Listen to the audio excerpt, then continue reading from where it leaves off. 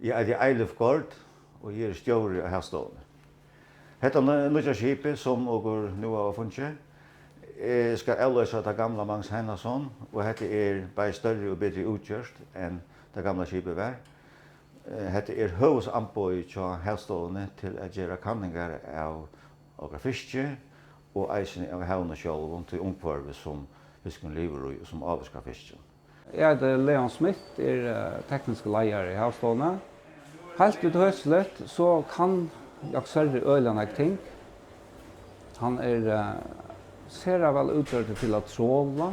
Vi kunne ta pelagisk trål, vi kunne ta bottentrål.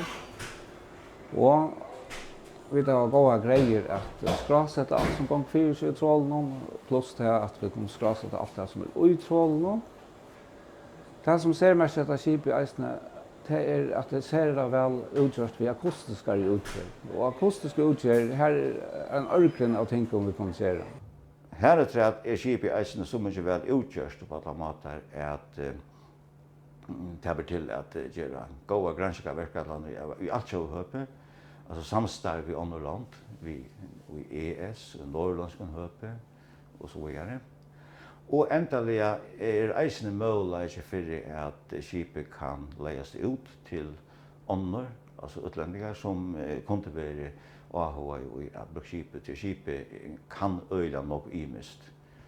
Omfram til så har vi eisene gå høllesvidskifter til at arbeide i fri og navn, og vi har et godt fundarhølle som for å være brukt daglig som et arbeidsrom.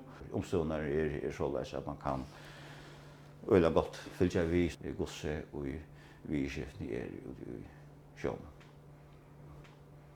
Allar attast av kjølen, her har vi et som man kallar for et parametrisk ekkolot, her man kan gjøre hjertfrøyelige kanninger av havbottene. Bare ved lov kan man suttje løgn i nyrettene. Hvis man så forresten ikke langt fram, så har vi en streimmatare, her vi kan matta streimen under skipene. Framfor det har vi så en lårekjøl som har 6 ekkolott monteret i. Og de ekkolottene til fiskeransøkner å kunne mata akustisk og tenke fisker under skipene. Til at man har en lårekjøl gjør til at vi i hampelige baldrotten vekkere kunne gjøre kanninger bare kjøtt og godt. Og til den seriøst over 4 måneder og akkurat leien her vekkere ofte rikt. Her er vi så langt fram her til, så har vi 2 astikker. En som røkker lengt og en som ser sin stittre. Til å leite etter fiske vi. Omfram at kan ha fisk, så kan dette skipet så øyla nok annet som havstående eisen gjør daglig. Nemlig at det kan ha visskipene i haven, havomkvarve som fisker lever i. Og ha muligheter her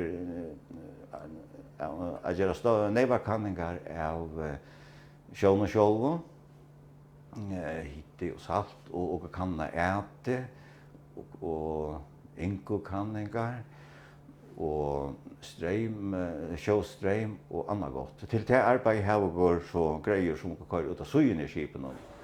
Skipet er eisende utgjørt ved noe man kallar for dynamic positioning. Og til mest skipet kan halta en knattstøve, og det kan eisende føre 18 år en objekt som i sjøen, det kan være en råvare, altså en liten omgangsbater som hekker skipet. Så måtte skipet øyla vel utgjørst. Omfram til arbeid som havståen gjør ved sin skipene, så kan det eisende brukes av øron.